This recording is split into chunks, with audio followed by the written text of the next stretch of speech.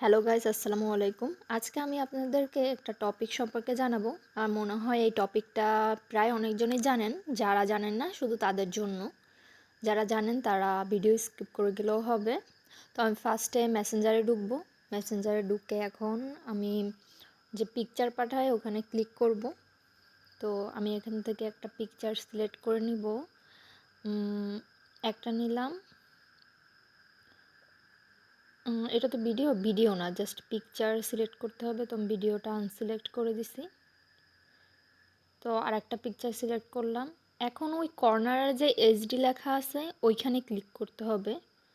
তো আমি কর্নারে এইচডিতে ক্লিক করলাম। ওকে ক্লিক করব এখন।